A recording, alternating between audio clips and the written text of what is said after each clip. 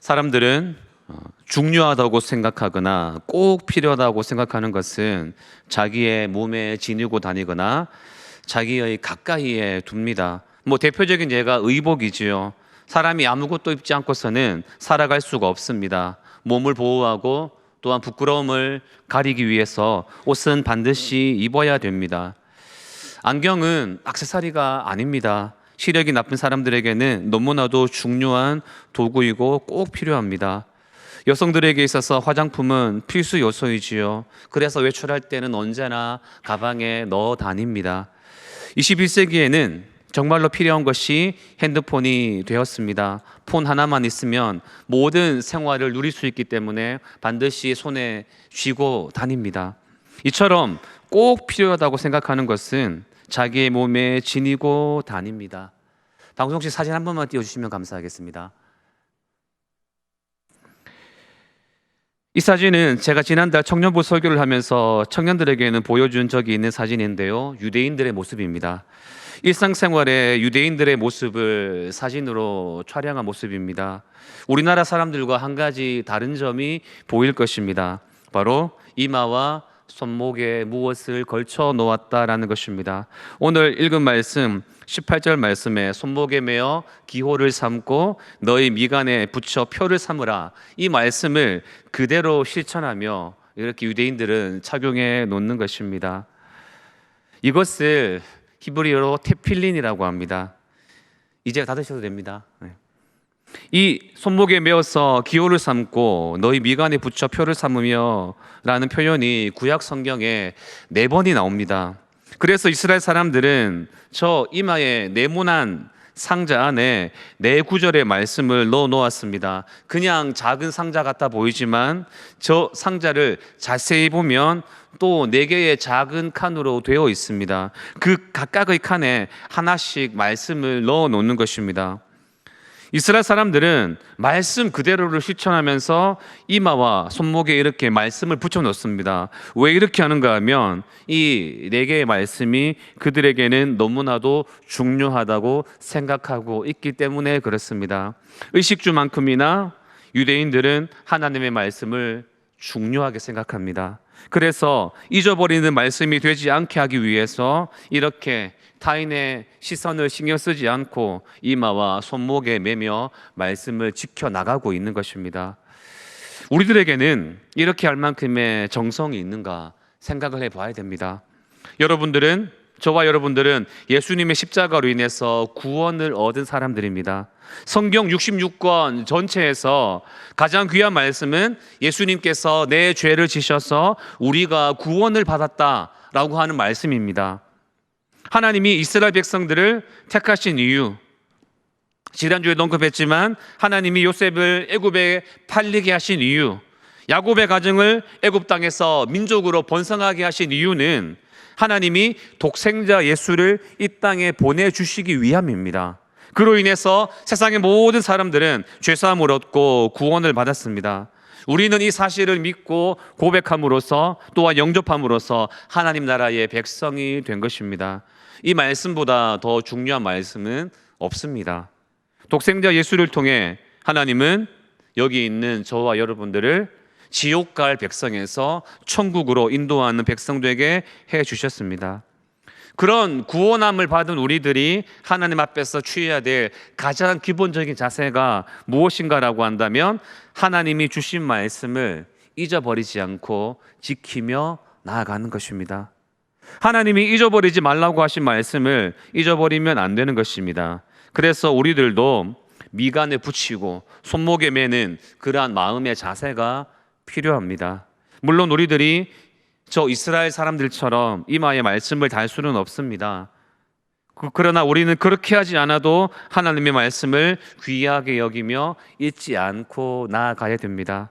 오늘은 그 4개의 말씀 가운데서 3군데의 말씀을 성도님들께 전하려고 합니다. 한 군데의 말씀은 왜 안 전하느냐 하면 이미 제가 지난달에 청년들에게 한번 전한 적이 있습니다. 그래서 짧게만 언급하며 넘어가도록 하겠고 나머지 3개의 말씀에 집중하며 나아가도록 하겠습니다. 오늘 신명기 한 부분만 보았지만 나머지 2 부분을 우리가 같이 읽어가면서 말씀을 전해드리도록 하겠습니다. 이따가 화면에 뜰 때 함께 읽어주시면 감사하겠습니다. 여러분, 그리스도인이라면 꼭 지녀야 될 말씀이 있습니다. 하나님이 우리들에게 원하고 계신 우리들의 마음가짐이 있습니다.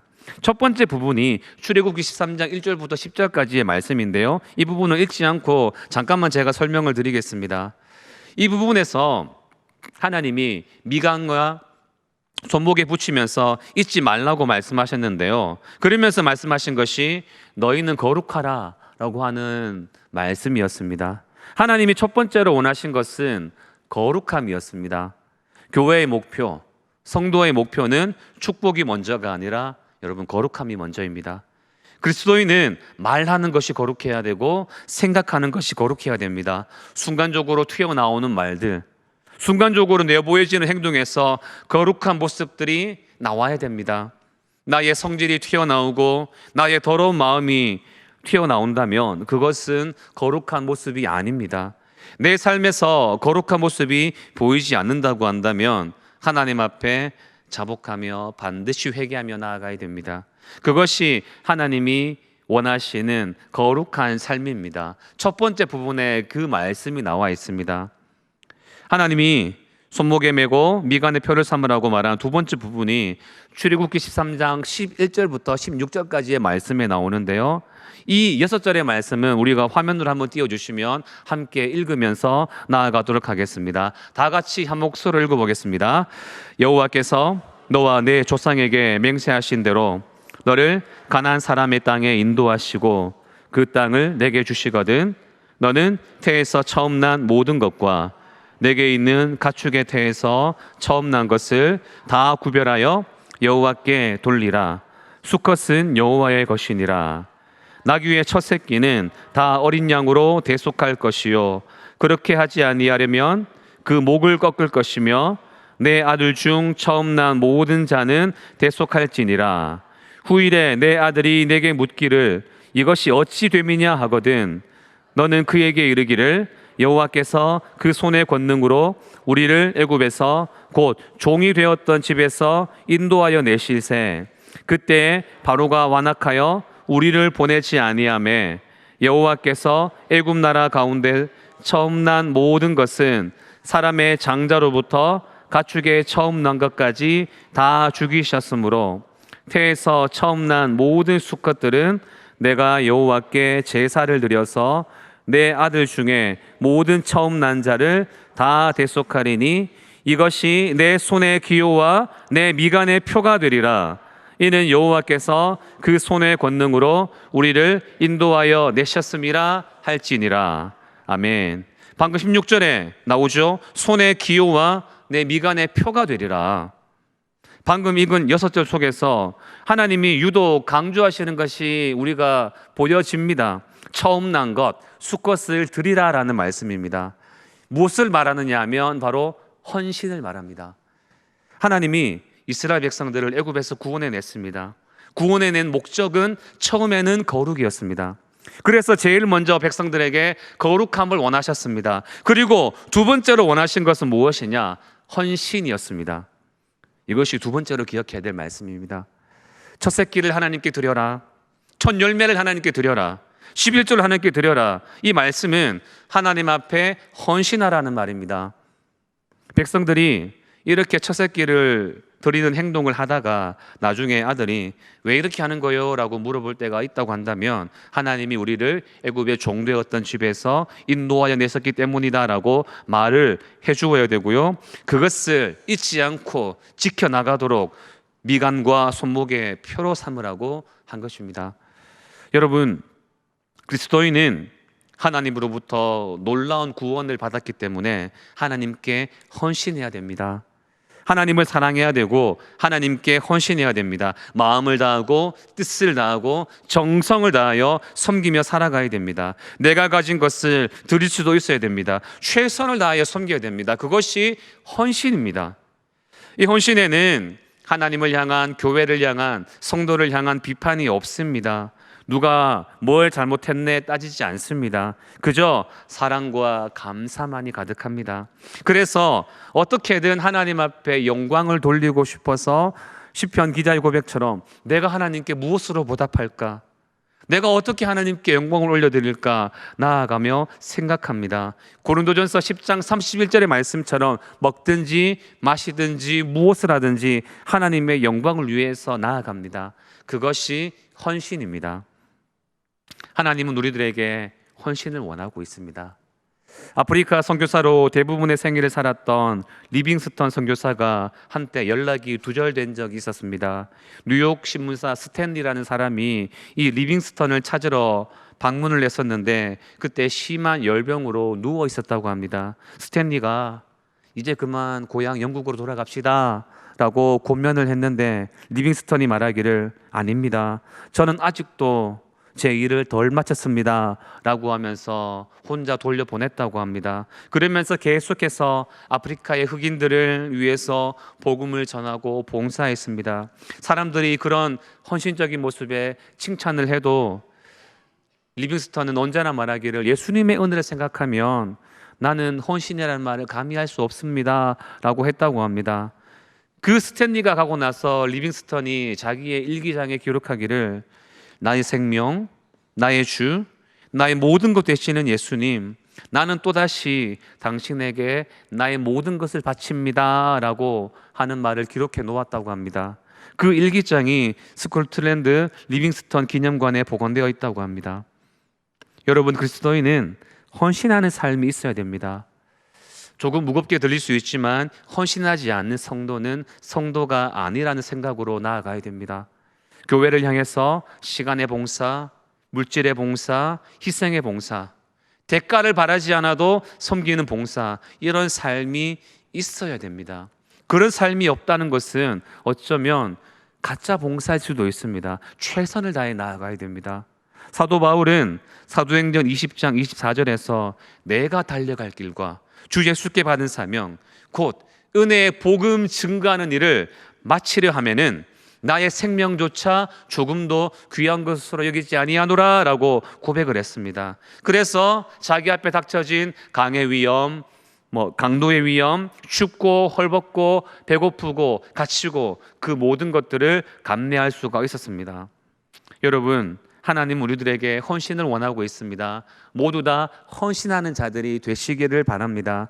여러분들의 생명이 다하는 날까지 헌신하는 성도들이 되시기를 주님의 이름으로 축복합니다. 세 번째 말씀 부분으로 넘어가겠습니다. 이 손목에 메고 미간에 표를 삼으라라고 말한 세 번째 부분은 신명기 6장 4절에서 9절까지의 말씀에 나옵니다. 이것도 화면으로 한번 띄워주시면 감사하겠습니다. 다 같이 한번 읽어보겠습니다. 시작. 이스라엘아 들으라.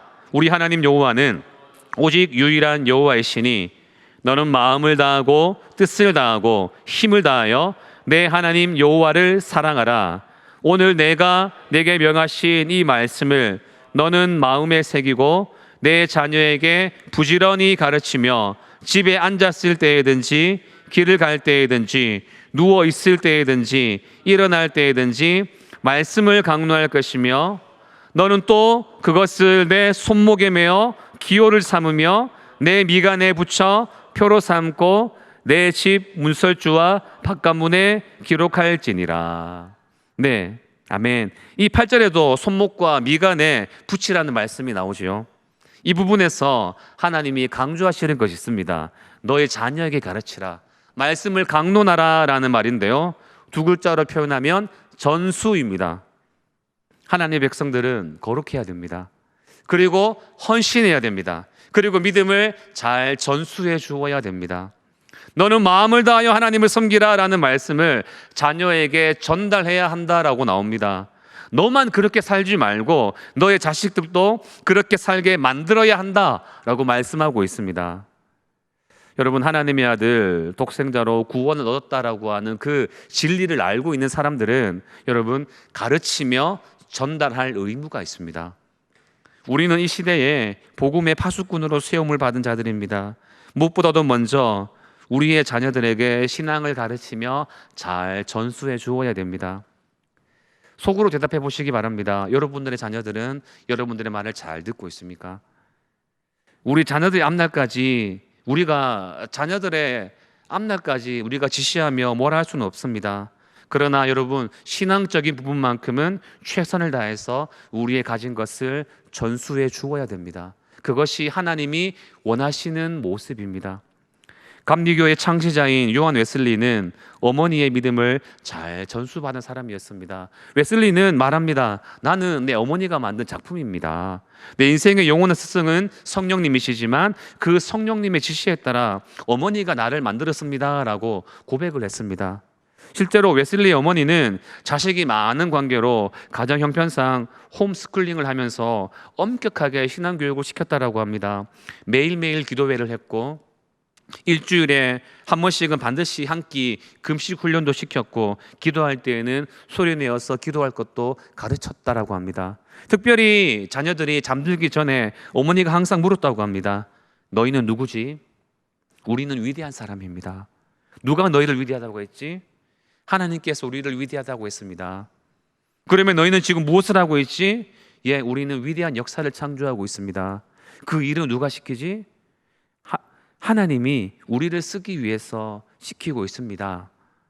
이런 질문이 나오고 대답이 나오면 아멘 하면서 잠자리에 들게 만들었다고 합니다. 매일같이 되풀이되는 일과였다고 합니다. 기도와 말씀으로 자기의 믿음을 잘 전수해 준 것입니다.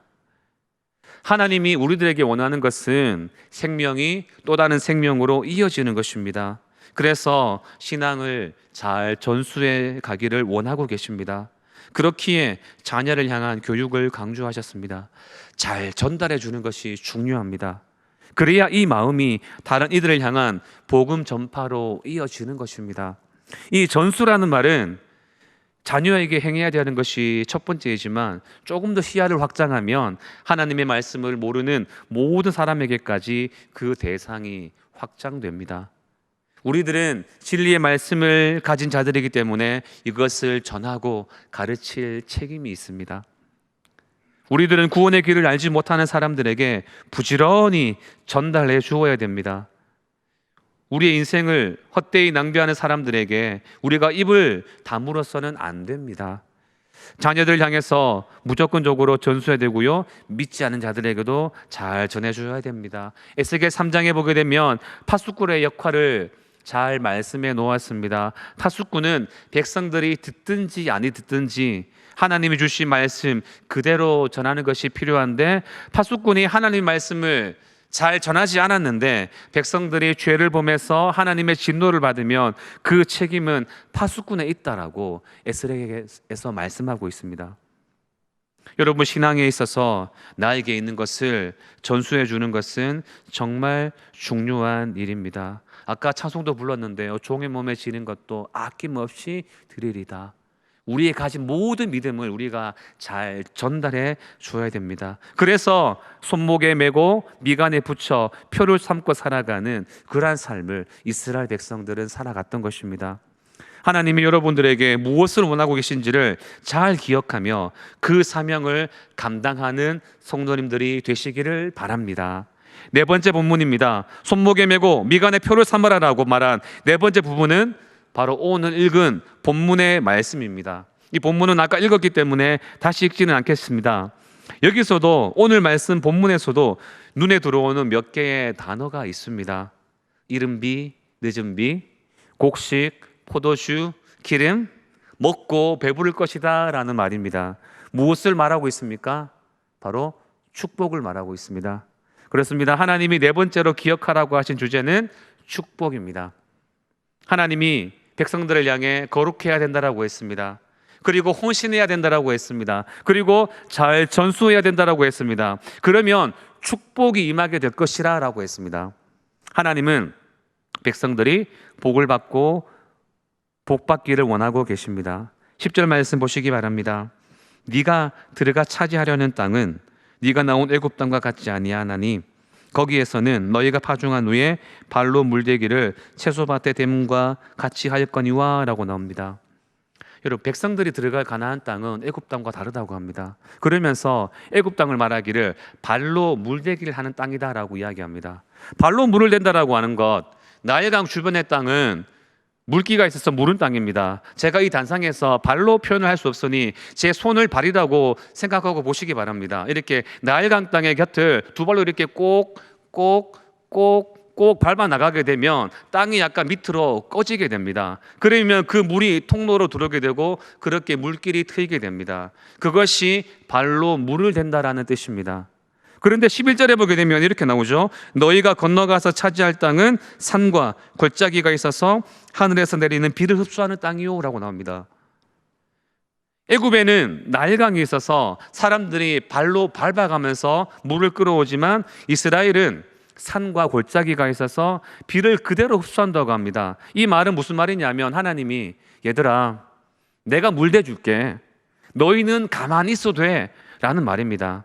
너희들이 내 뜻대로 살기만 하면 걱정하지 마, 너희들 발로 안 밟아도 돼, 내가 다 채워줄 거야, 이런 말씀인 것입니다.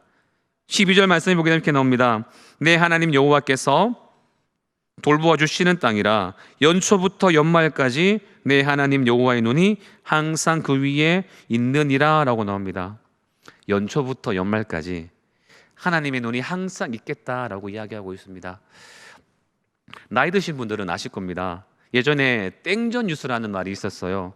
80년대에 전두환이 정권을 잡았을 때에 9시 땡 하고 뉴스가 시작되면 무조건 제일 먼저 보도되는 뉴스가 전두환이 오늘 무엇을 했다라는 뉴스였습니다. 그래서 사람들이 땡전 뉴스라고 불렀었습니다. 하나의 추억이죠. 이스라엘 사람들은 수원지가 갈릴리 호수 하나밖에 없습니다. 갈릴리 호수 하나로 온 나라가 먹고 삽니다. 그래서 이스라엘에서는 뉴스가 땡 하고 시작되면 제일 먼저 보도되는 것이 오늘 갈릴리 호수의 수위는 몇 미터입니다 라는 뉴스라고 합니다. 그만큼 갈릴리는 이스라엘의 생명줄입니다. 오늘 말씀에 하나님이 말씀하시기를 연초부터 연말까지 그 위에 머물러 있을 것이라고 이야기합니다. 너희들이 말씀대로 살기만 하면 1월 1일부터 12월 31일까지 여호와의 눈이 일일이 계속 지켜보겠다라고 말씀하고 있습니다. 사람들이 염려하지 않아도, 걱정하지 않아도 지켜줄 것이다, 내가 채워줄 것이다 라고 말을 하고 있는 것입니다. 그러면서 14절에 보게 되면 여호와께서 너희의 땅에 이른 비 늦은 비를 적당한 때에 내리시리니 너희가 곡식과 포도주와 기름을 넣을 것이요 라고 나옵니다. 이른 비와 늦은 비라는 표현이 나옵니다. 이스라엘은 3월부터 9월까지는 비가 한 방울도 내리지 않습니다. 그래서 성지순례를 간 사람들의 말을 들어보면 이 땅 왜 이래 라고 할 때도 있다고 합니다. 그러나 9월이 되면 정확한 때에 비가 내린다고 합니다. 하나님이 지켜보고 계신 것입니다. 발로 밟지 않아도 하나님이 정확한 때에 때가 되면 비를 내리게 만들어 주시고 곡식과 포도주와 기름이 나오게 되는 것입니다. 그리고 15절에 보게 되면 이렇게 나옵니다. 또 가축을 위하여 들에 풀이 나게 하리니 내가 먹고 배부를 것이라. 네가 먹고 배부를 것이다. 하나님 말씀을 청종하고 지키기만 하면 여러분 아멘 하셔야 됩니다. 먹고 배부르리라, 먹고 배부르리라, 먹고 배부르리라. 하나님이 약속하여 주신 말씀인 것입니다. 여러분, 축복이 우리 인생의 궁극적인 목적은 아닙니다. 아까 서두에도 이야기했지만 우리의 삶의 목적은 언제나 거룩함이 되어야 됩니다. 그러나 하나님은 우리들에게 복 주시기를 너무나도 원하고 있습니다. 그래서 하나님의 계명을 청종하는 자에게는 천대까지 베푸시는 은혜가 있지만 계명을 듣지 않는 자에게는 3, 4대까지 진노가 임한다고 합니다. 하나님의 은혜는 길고 진노는 짧습니다. 하나님은 우리들에게 복 주시기를 원하시는 분이라는 말입니다. 그렇기에 백성들은 하늘의 복을 기대하며 이렇게 손목과 미간에 표시를 하면서 하나님의 말씀을 가까이에 두었던 것입니다. 이런 축복이 저와 여러분들에게도 넘쳐나시기를 축복합니다. 이렇게 하나님은 이스라엘 백성들에게 4가지 말씀을 간직하시기를 원하셨습니다. 하나님은 거룩하시기를 원하십니다. 그리고 하나님은 백성들이 헌신하기를 원하십니다. 그리고 하나님은 이 믿음을 자녀들에게, 뭇사람들에게 전수해 주기를 원하십니다. 그리고 하나님은 백성들에게 복 주시기를 원하십니다. 그러니까 백성들이 거룩한 삶을 쫓아서 살아가게 되면 하나님은 백성들에게 복을 허락하여 주시는 것입니다. 우리들이 앞으로 어떻게 살아가야 될지 그 방향성이 분명히 보입니다. 바로 하나님 말씀에 순종하며 살아가는 것입니다. 오늘 말씀 8절과 9절 말씀 보시기 바랍니다. 그러므로 너희는 내가 오늘 너희에게 명하는 모든 명령을 지키라. 그리하면 너희가 강성할 것이요 너희가 차지할 땅에 들어가서 그것을 차지할 것이며 여호와께서 너희 조상들에게 맹세하여 그들과 그들에게 후손에게 주시라고 하신 땅 곧 젖과 꿀이 흐르는 땅에서 너희의 날이 장구하리라 라고 나옵니다. 여러분, 믿음이 충만한 사람들은 언제나 말씀에 순종하는 자들입니다. 하나님이 말씀하시면 무조건 순종하며 나아갑니다. 모든 명령을 하나님은 지키라고 말하셨고 그것을 지키면 축복이 임하겠다라고 했습니다. 순종하려면 말씀을 잊지 않아야 됩니다. 그래서 우리는 말씀을 늘 지니고 살아가야 됩니다. 이스라엘을 향한 율법 준수 명령은 오늘 우리를 향한 명령이기도 합니다. 우리가 하나님의 자녀이고 천국의 백성임을 입증하는 길은 우리 입술의 고백을 넘어서서 하나님의 말씀을 듣고 간직하며 실행하는 거룩한 삶입니다. 말씀 중심의 생활이 우리 그리스도인임을 증거하는 진실된 신앙 고백인 것입니다. 그런 삶을 살아가는 자들의 삶 가운데 하나님의 역사가 나타나게 되는 것입니다. 그것은 딴 것 없습니다. 하나님 말씀을 늘 가까이 하여 잊어버리지 않고 하나님이 원하시는 바를 지키며 나아가는 것입니다. 오늘부터 추석 연휴가 시작됩니다. 가족 간의 만남에 즐거울 수도 있지만 세상적인 생각이 들어올 수도 있는 순간입니다. 하나님의 말씀을 손목에 매며 미간에 붙여 표로 삼았던 그 백성들처럼 우리들도 하나님 말씀을 소중히 하고 순종하여서 하나님 앞에 영광 올려드리는 삶을 살아가는 모든 성도들 되시기를 주님의 이름으로 축원합니다.